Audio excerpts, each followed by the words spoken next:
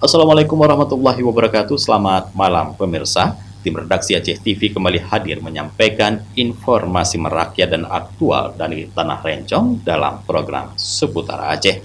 Bersama saya Jufrizal, berikut liputannya untuk Anda.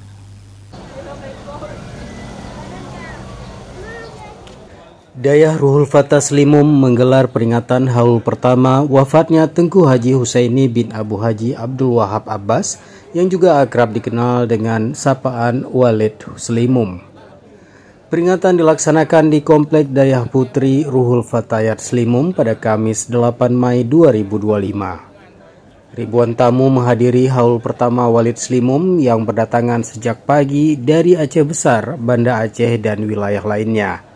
Selain keluarga besar alumni Dayah Ruhul Fatah, tamu yang hadir juga dari unsur pemerintah Aceh, Pemkab Aceh Besar, DPRA dan DPRK, Forkopimda, tokoh ulama dan dayah serta masyarakat.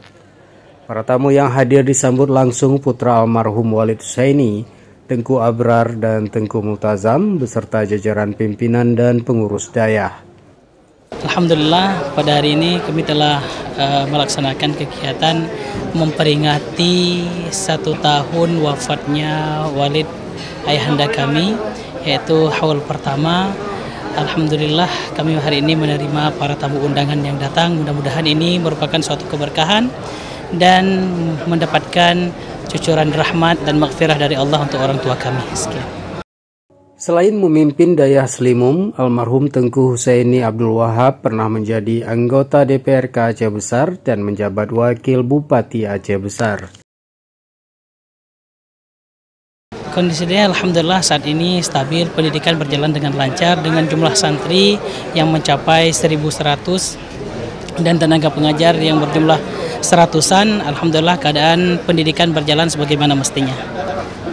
Ini kita memang pemerintahan baru nih, belum sampai setahun.